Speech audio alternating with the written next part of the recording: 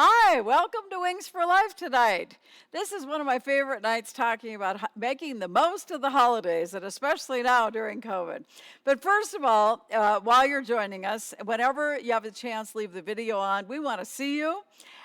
Please keep it on mute unless we go into the breakout rooms, and of course, then we want you to be talking. So then unmute everybody when we get to that breakout room. Limit your distractions. Please turn your cell phone on vibrate and just get yourself comfortable. If you have any questions, of course, go to the Zoom group chat and you can put them in there, and I'd love to see any of your comments and any of your questions. And if you haven't registered yet tonight, you can go to the link right there on the bottom of the screen, number 6, to register. So we would love that to have you be registered with us tonight. Well, I'm Ann Edenfield-Sweet. I'm the Executive Director and the founder of Wings.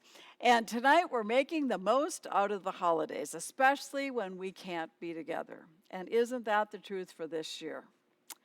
But you know, the question is why you can't be together. And every year there are reasons why we can't be together. So of course we're going to talk about COVID tonight, but you know, sometimes your job doesn't allow you to be there.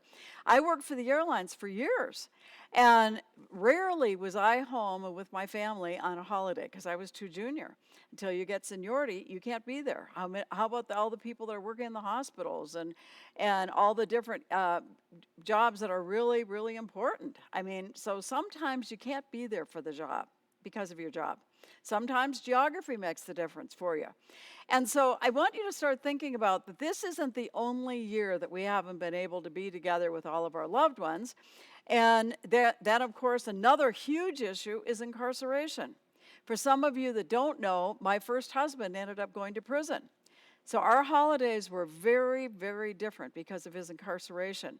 And that's one reason I like to do this, because I have a little different bent on things than most people do, because incarceration throws such a kink into everything. Then, of course, health and disease. And of course, that's this year. We're dealing with COVID. So we're dealing with, is it safe to go? How are we going to stay safe? All of these things. Money is always an issue. Costs money. It takes a lot of money sometimes to travel and see our loved ones. So money can be an issue. Death. Somebody has died. So now our holidays are different. And of course, in 2 weeks, we're going to be talking about that. We've got a whole program set up for that. Death of loved ones and holiday blues when you're grieving all the different losses in life. And then there could be other reasons why you aren't able to get together with your family.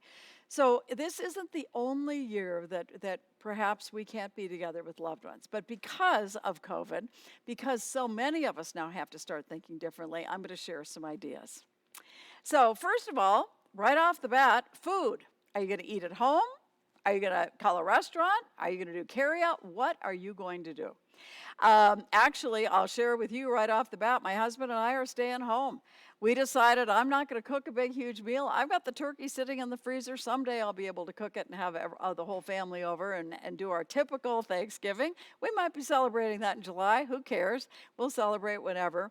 But we're going to do a Boston Market carryout because they do 2 little lonely meals for Thanksgiving. We found that's one place where you could do that. We're going to do that. But you might make a dish and share it with others.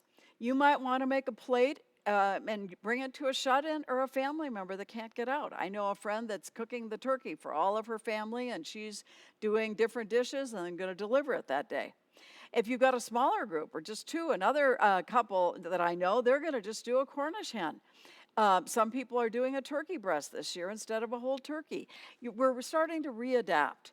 And you know, the bottom line is, I was talking to my husband the other day, and I said, you know, this is just another Thursday. Yes, it is a special Thanksgiving, but it's just another Thursday. And we want to be here for future Thursdays. So, and how can we connect with our loved ones? Well, Zoom calls. In fact, I've set up a Zoom call with my extended family. We're going to do that on Sunday night. My immediate family, we're going to do it on Thanksgiving. We've set up a time. We'll all call in where we're not interfering with different time zones and when people are eating at different times. And there is free Zoom. So I put the website here. because some of you might not know that Zoom is free. All you have to do is download it at www.zoom.com. It's totally free. You will get 40 minutes free, and if you go over, usually the first time they'll even give you a little bit more longer. So you might even get an hour out of them. But that is something to consider. That's a way that you could get connected to all your loved ones. What I've found out through family calls, and of course just doing all of our programming with Zoom, and when I do our staff meetings through Zoom, I found out that it's best to have a moderator. So I would suggest that you have a moderator if you're going to do these Zoom calls. Send out a few questions in advance. I've already done this to my family. Some things, list, to give them some topics. So instead of them saying, oh my gosh, now what am I going to talk about? Here are different things you can choose, pick and choose. But what are you thankful for this year? Another question perhaps could be, what has impacted your life the most this year? And what are you looking forward to for next year? These are just a couple sample questions, but make them up. But I think it facilitates the conversation more quickly and moves more easily if you do have some things to talk about. I've also found it works best to determine who speaks first. So we're doing it by time zones with my extended family because the little ones need to go to bed. So my brothers in Michigan that have the little ones with their grandkids, we're going to have them speak first because they might have to go to bed before my sons in Vegas. It'll be 4 o'clock their time zone, so their kids won't be going to bed yet. So determine that. And then I'm suggesting for our family, oldest to youngest. So the oldest child goes and goes down to the youngest. So there's an order already established. So you're not sitting there waiting and, well, who's next? And somebody's giggling and laughing and, oh, I don't want to go next. You kind of know what's going to happen. And then I would establish time guidelines and watch the clock. So as the moderator, say everybody has about 1 minute, because if you've got 16, 20 people on the phone call, you want to give everybody maybe a minute or two to talk and then, have time to have some interaction in between and maybe at the end. I also would suggest putting extra phones away. So if they are on a computer, you put all the rest of the phones away so you don't have any distractions. And then another thing, if you've been on any of these Zoom calls, you'll find out that you need the light facing you so you're lit up, not the window light from behind, because you'll be a shadow and you'll be dark and they won't see you. And of course, the reason to do this Zoom call is to see you. So we all want to see each other. Now, ways to safely celebrate during the pandemic. Well, first of all, I would suggest that you consider the others. What are the concerns of everybody else? And then, of course, what are your own personal concerns, too? What are the concerns for my husband? He has a few underlying conditions. I don't want him to get sick. Perhaps you might want to celebrate with your bubble, the people that you're living with or the people that you see all the time. And you know that you're safe because you're together all the time. I know a lot of people are getting on airplanes and flying, but they say that driving is the best, and I'm absolutely sure it is the safest because you're just going to be in your car the whole time. If you are getting out, put gloves on when you're pumping the gas. Just be careful. Again, another suggestion, and it depends on what part of the country you're in, go outside if possible. Who knows in New Mexico? We've had such nice warm weather, who knows? My boys live in Vegas, they're certainly gonna have nicer weather. So people might be able to eat outside. You might be able to set up a heat lamp. You might have an outdoor fireplace. You might have all kinds of ways that you could do this. So consider that. This was an interesting thought that I read about. Instead of speaking loudly, because if you speak loudly, it's like singing, because then you're extending the saliva and the different moisture in your mouth out in public. So lower your voice, and that makes it safer. I thought that was interesting. And then, of course, follow just the basic preventative measures and be flexible. The key thing is be flexible, because none of us know day to day what's going to be happening. Now, again, talking about Thanksgiving, phone calls or FaceTime, consider setting up these calls, as I've already talked about, in advance. You don't want to just call and now you've interrupted their meal, or they're in the middle of a movie that they're watching, or the kids are all taking a nap. So definitely talk to people in advance. I think that's really a good thing to do, instead of just calling them out of the blue. Of course, different ways to share thanks. At the dinner table, just go around the dinner table. Or if you're doing a Zoom call and you're zooming in while you're all sitting around dinner tables, what are you thankful for? And go around at the table. And again, to save time and facilitate things, you might say, well, we're going to go clockwise or whatever so everybody knows who's coming up next. Of course, calls, nothing is better than actually reaching out to people and being able to talk to them. And then cards. If you can't be with somebody, don't we all love a card? And I'll tell you, we don't get too many things in the mail, and kids especially, I think, really love cards. So if we can send a card, and then grandparents or the older relatives that we might have, handwritten letters about memories. Gee, I remember the year that we did whatever. Everybody loves those memories. And if you could put that in writing, I just think that's a wonderful thing. One friend of mine shared that for their Thanksgivings, that they had 3 couples that they got together. It was not family members. And for years, I think this went on for 40, 50 years, that they got together with those 3 families. First, they started out just as couples, then they started having the little children, and then they would go to the different friends' homes. And so this wasn't actual family, but it was their chosen family, if you will. And what they did is they all brought various gifts, but different people hosted each out of the 3 years, so it wasn't such a burden. And the kids said, and they had circle time. So they had time where everybody got together and they shared about what has been going on in your life. And the kids said later, that's where they learned to be an adult, where they learned to listen to what people had to say, because sometimes people had health concerns and they had other issues that they were sharing, and they learned to listen and they learned to talk.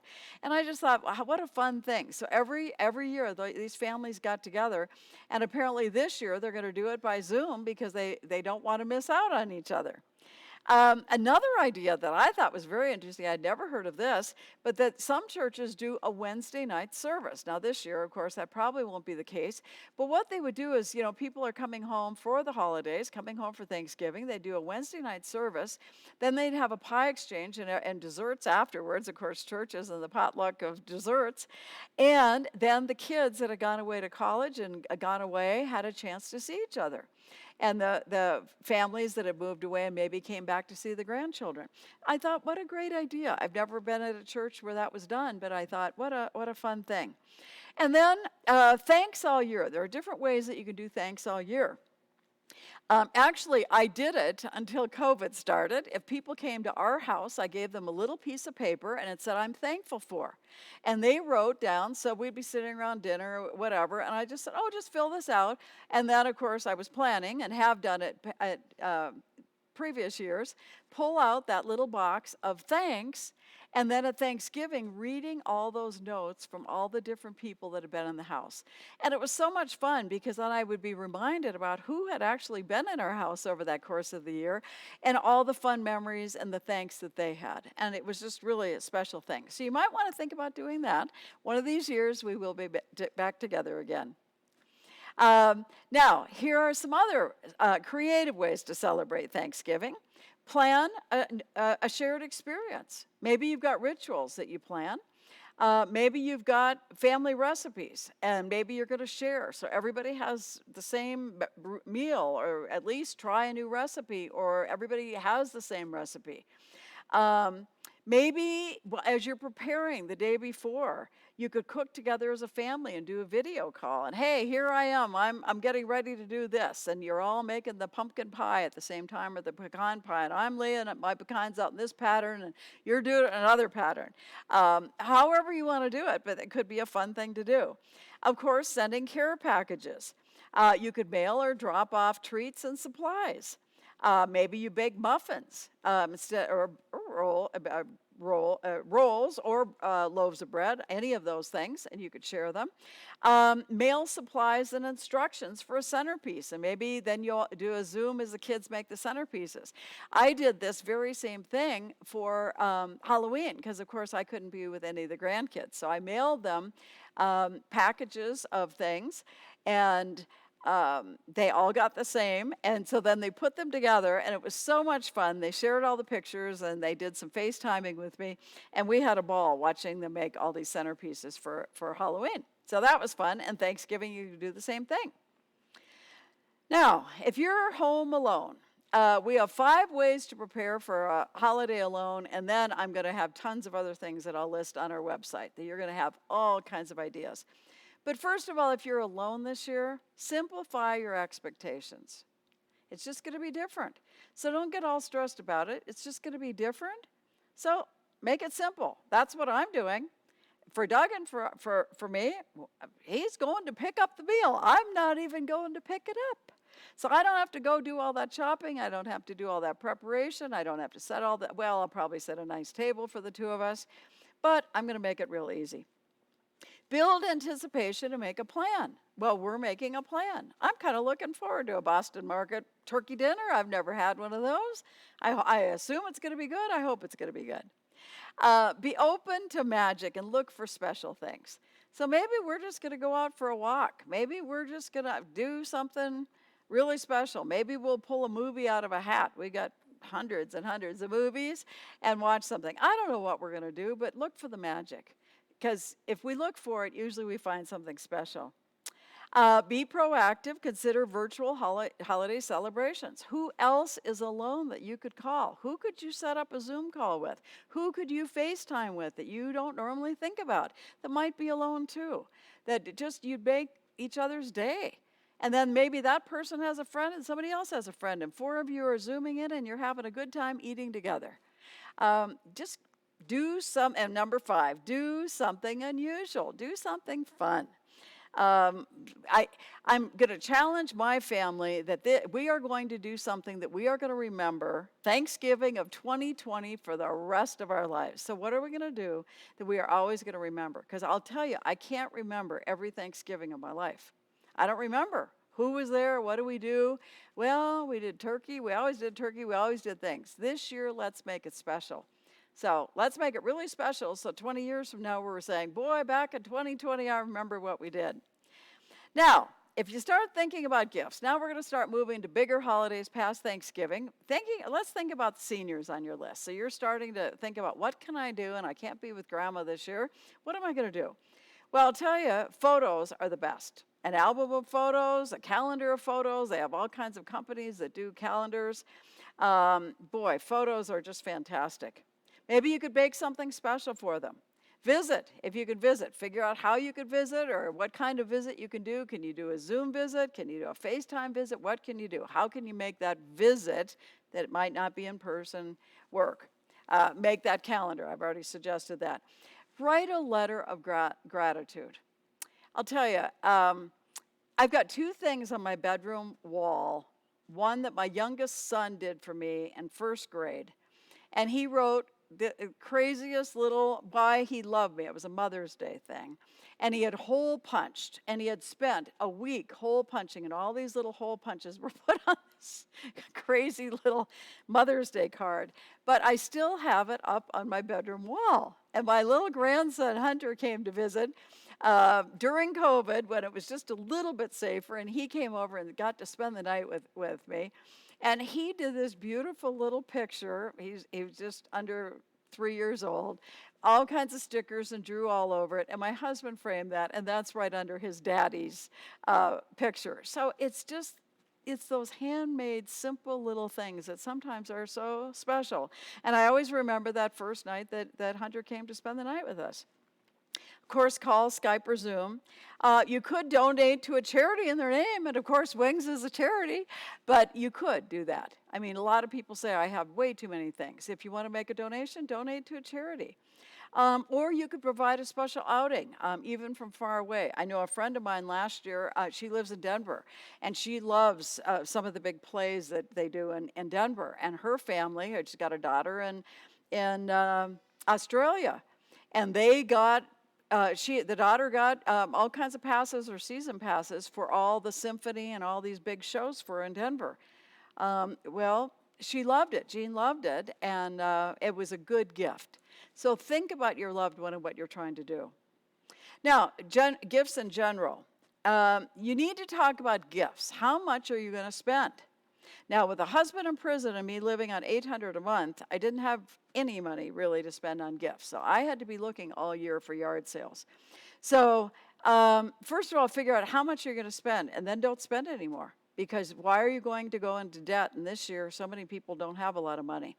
So we've got all kinds of giving ideas that are free on the website, and I'll get to some of them here in a second too. And then if you're talking about somebody that's incarcerated, then how are you going to deal with them? And what are you going to have them do for you? Gifts from the inmate to the family, homemade cards. Again, it's that, son, I love you, handmade. Not somebody else in prison that's a professional artist, although those are lovely, but from dad, from mom. Why do you love them? And hand make it. It's wonderful. My husband would get leather goods that he would do for us. And did those things for the boys. And the boys loved those and treasured them. Gifts for family members for the inmates. Good ones I always did were magazine subscriptions, perhaps books, handmade cards, photos. But you've got to be careful about what you could send into the prison. So check on prison lists and what is allowed. And perhaps the gift this year is when the prisons finally open up, you're going to go visit that loved one incarcerated. You know, it takes a lot of money to go visit. You have to get the car working. You've got to have money for maybe an overnight stay, for meals, for all of the extras. So maybe that is the gift. And you write a letter to your loved one and say, when COVID is over and they open up those prisons, we are coming to visit. And that is our gift to you this year. So think about all those. And I've got a whole list I'll talk about in a second of gifts for inmates.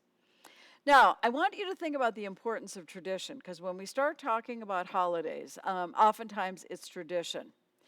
And when you think back on your different holidays, and now I'm thinking more about Christmas as I'm talking about this, what do you always remember about the holidays? And for us, my grandma, my mom, and now I make Swedish coffee bread. And now my boys, every year we get together, we have a big Swedish baking bread party, and we make Swedish coffee bread for all of our loved ones. I think we made 24 loaves of coffee bread last year. We were baking all day, but we had a ball.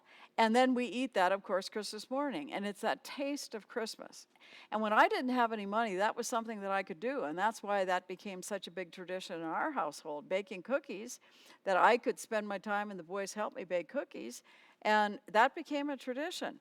But I want you to think about what is important for you and what traditions are important. And if you, in a new marriage, I always said to my boys when they were getting married, now you've got your traditions, boys.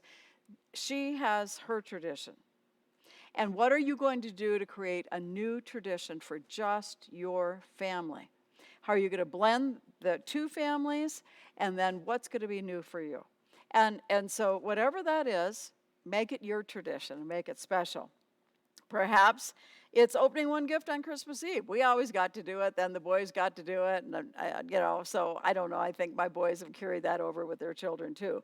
But whatever it is, and we always got new Christmas pajamas, and I did that for the boys, and you always seem to need new pajamas, and you're getting a lot of pictures taken Christmas morning, so you want to have the best, brightest new pajamas. That was always kind of fun. That might be something to consider too. Now, ideas for gift giving. Shop a little at a time, always looking for bargains. This year, definitely, you're going to be probably looking online. It's so hard to get into the stores. Start looking for the bargains. The sooner you start buying the presents, the less you're going to spend. I guarantee it. If you wait till the last minute and you're just buying something because you got to get a gift for somebody, that's when people go crazy and they pick up stuff that isn't meaningful, that's expensive, and it's not a good plan. Consider starting December 26th and look at closeout sales, yard sales all year. That's what I did. I had no money, so I had to look at yard sales all year. For kids, I always encourage them, get a job. You could babysit. I started babysitting when I was 10. Babysit. Boys, well, girls too, can do yard work, wash cars, lemonade stands. There's so many different things that you could do to start raising money. And the kids shouldn't expect that you're giving them money to do gifts. Avoid procrastination and perfection. You might not always find the perfect gift. And if you can't find the perfect gift, cash is always good, I always say. Start with a written list of people that you need to have gifts for. This is the best thing. So so I have to have a gift for all these people. Then allocate how much money can I spend, and then for your immediate children, maybe I'm going to spend more than I'm going to spend on a teacher or a neighbor or somebody that you work with. And then I found this to be true myself. Put the gifts in a special place so you could find them when you need them. I would hide things in suitcases out in the garage because the boys I knew would probably not be looking at suitcases. But sometimes I put them in a box, and if I didn't label it properly, and you can't put Christmas on it, so you have to label it so you know what it is so you could find those gifts when Christmas rolls around. You don't want to buy a whole bunch of things and then can't find them at the last minute. And then, of course, as I mentioned, handmade gifts are just the best. I mean, people will treasure those for a long, long time.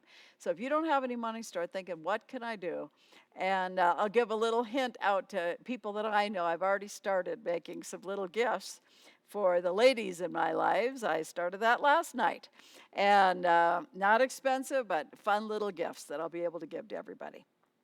Now, my boys did coupons. I did coupons for loved ones, especially when I didn't have any money. Here are some examples of coupons on our website. We've got all kinds of coupons you can just print off if you want to that I've made up, and you can make some more. But any of these work well. For my father-in-law, the father of my first husband that went to prison, he had all the money in the world, but he loved my homemade chocolate chip cookies. So I gave him 12 coupons that said coupon for a batch of your favorite cookies. And so about once a month, he'd hand over that coupon to me, and then I'd know when he was out and when he needed more, and I'd make those cookies. It was always fun, and it was a gift that he really enjoyed and he loved. Plan for the holidays. Do not procrastinate. Make a list. This is another PowerPoint here that help you figure out what you're going to do for now we're talking about Thanksgiving or Christmas or any holiday, Easter or any holiday. Make a list and talk about your holiday plans. What do you have in mind? Christmas is coming up. What are you going to do on Christmas Eve, Christmas Day? Then you got New Year's. Are people flying in? Are they driving in? Are they driving across town? What are they doing? Review your hopes, expectations with family members, because this year is going to be different. So again, but it could be different any year. So how are you going to do this? And if you talk about it in advance so everybody isn't disappointed, well, I thought we were going to go do such and such. Well, no, we weren't planning to do that because you never put it on the list and we weren't going to do it. So plan these things in advance. Write the dates on your calendar. I need to go shopping for the flour to make the coffee bread because we're going to bake the coffee bread on this particular day. Get that on your calendar because all of a sudden people are coming over to bake bread and you don't have 25 pounds of flour. You're going to be in trouble. You can't do that. So get those dates on your calendar. Start planning because it's going to always get more hectic as you get closer to any particular date. If your agenda gets too full, remember, what is Christmas or that particular holiday all about? Isn't it about just being with loved ones and being able to share that time together? Is it really about how many gifts you have or how many parties you go to or how many parties you have? Consider what's most important and relax and enjoy one another. Now, on our website, we have a wonderful story about Christmas Eve at F1 at the city jail. This was probably, 14 years, 15 years ago. But I'm going to briefly share with you, and then you could go to our website. You can read the full story that I've printed out there of what some inmates did after I challenged them. And this one guy said, well, I said, what do you do on Christmas Eve? Well, I sleep. I sleep. They were all going to sleep. And I said, you can't sleep. It's Christmas Eve. You can't sleep. So anyway, after challenging them and telling them, you can't just sleep. I'm coming back on the 26th, and I want to hear what you did. What they did is they decorated their cell.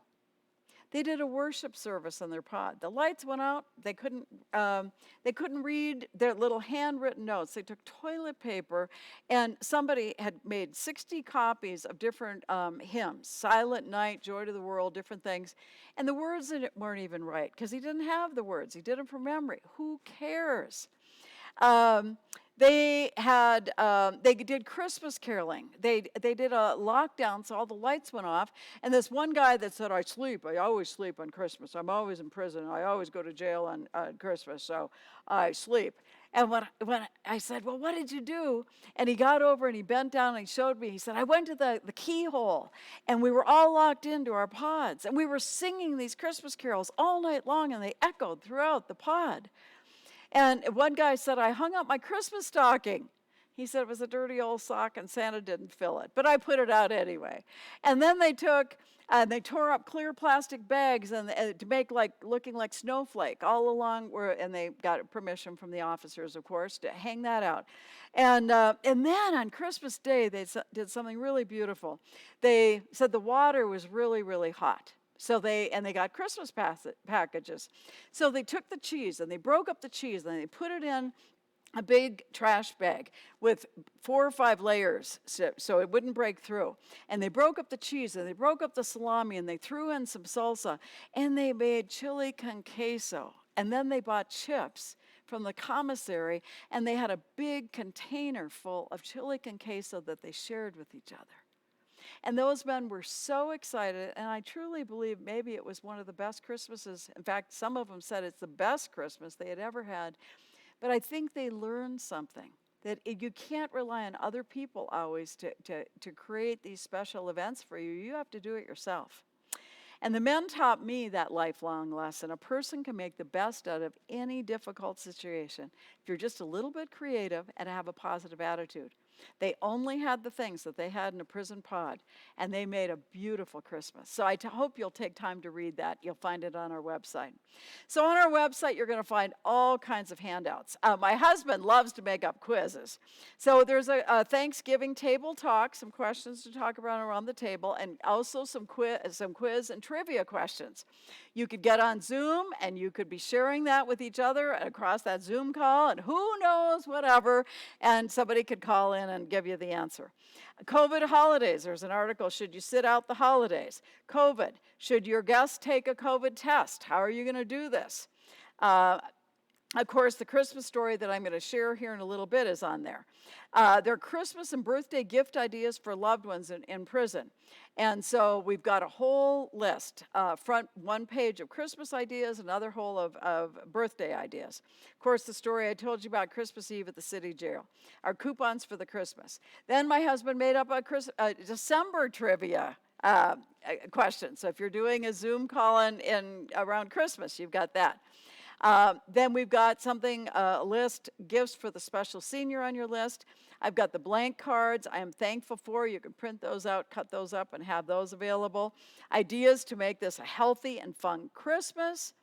Then I've got some positive stories because I'm going to kind of share a sad story, but I think it's important for this year, so I'm going to share it. I've never shared it before at Wings, but I'm going to tonight with you.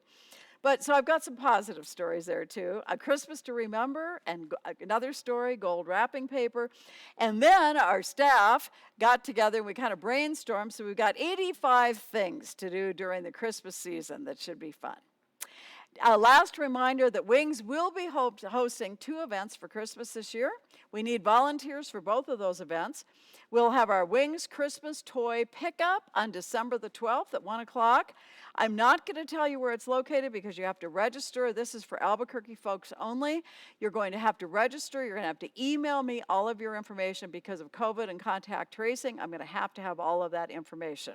And if you don't get registered properly, you won't be able to attend. I'm sorry, because we have to do it right. We don't want to get shut down so we can't have Christmas for anybody. The setup will be Friday on the 11th. If you're interested in any of that, let me know. And then we're going to do our Christmas Go Shopping. Our Christmas Go Shopping is where we have the adults go through and pick out gifts. One row of tables will be slightly used, maybe re-gifted gifts. things that I used to buy for my boys for Christmas at one table, and then the children will go through another line, and they will be able to pick out gifts for grandma, for mom, dad, teacher, friends, whatever. And so that will be on the 18th, and again, the setup for that will be, the setup is on the 18th, and that Christmas Go Shopping is on the 19th. So I hope you've gotten a few ideas here. I'm going to now read and go to our closing story. And so now I will do that and share this story that it's titled A Christmas Story That Will Break Your Heart. But I want you to listen, because who do you know like this? It was Christmas morning, and Nellie woke up early. Everyone else was sleeping in the small convalescent hospital, but Nellie wanted to get up and get ready because her son was coming to visit. When you're 87 and your arms and your hands are crippled with arthritis, it takes a little longer to get dressed and fix yourself up. And she wanted to look extra special for her son. She hadn't seen him in 2 years. By 6:30 a.m., she was sitting on the edge of her bed, had fixed her gray hair in a little top knot, and she wanted to put a red ribbon around the top knot, but her arms and her hands ached, so she waited for the nurse, who would make her rounds around 7. My son's coming today, she told the nurse while she put the red ribbon in her hair. He's all the family I have left. Well, she didn't want to wear her regular house dress because it was faded, and besides, it didn't match the bow in her hair. She had been saving a new red housecoat trimmed in white lace that someone from the Salvation Army had given her. It was a special housecoat, and this was a special occasion. By 7:30 a.m., she had put powder on her face and brightened her cheeks with rouge. And the rouge hadn't blended in too well, but another patient fixed it for her. And then she put on her lipstick and put on some perfume that she had been saving for a long time. By 8 o'clock a.m., she was in her wheelchair, sitting by the front door in the lobby just waiting. She didn't want to eat breakfast because she was afraid she'd miss out on her son. At 9 o'clock, she was still waiting by the door. Well, she fell asleep in her wheelchair around 11 o'clock in the morning, but she woke up as the nurse was wheeling her back to her room. Well, she didn't want to go back to her room. She wanted to stay by the door so she wouldn't miss her son. At noon, she was just too excited to eat. Besides, they would smear her lipstick, and she wanted to look nice for her son. He should be there any time. A nurse talked her into drinking a glass of milk. At 2 o'clock, she saw a man coming through the door, and Nellie brightened up and started to wheel towards him. But it turned out it was somebody else's visit, somebody else's son. Well, at 4 o'clock, there were visitors coming and going through the door. But Nellie's son hadn't arrived. Well, he'll probably be here any time, she told a nurse at 5:30. The traffic is really bad today, I'm sure. I know he'll be here because he told me and wrote me and said he was coming. At 9:30 p.m., Nellie was still sitting by the front door, staring out into the darkness, waiting. He was still coming. She was sure of that. Some high school children had come by to sing Christmas carols a little after 9:30, and Nellie started to sing Silent Night with them. But then her mouth began to quiver, and tears streaked her rouge. Strands of her silver hair had come loose from her top knot, but she didn't seem to notice. At 10, she was still sitting in the lobby, right by the front door, still waiting. Then the nurse came and gently asked if she might like go to bed. And she shook her head from side to side, and the tears started once again. At 10:30, she was asleep in her wheelchair, still at the front door, and 2 nurses put her to bed. The next day, her son called. He told a nurse to tell his mother that he was sorry that he didn't make it, but things had come up. He said, "Tell her I'll be there next week." But next week never came for Nellie. She died 2 days after Christmas. This is a sad story. I don't want there to be Nellies in your life that are out there waiting. I hope that you'll take time to reach out to any Nellie in your life and let them know how special they are. Well, for those of you that have been joining us with Facebook, this is going to be the end of our Facebook time. And then we are going to, if you're with us on Zoom, don't go anywhere because we're going to go immediately into breakout rooms and then we're going to have further discussion. So for right now, for our Facebook folks, thanks for joining us. Have a very, very special thanks-filled Thanksgiving, and I hope your holidays make them just as special and memorable as you possibly can.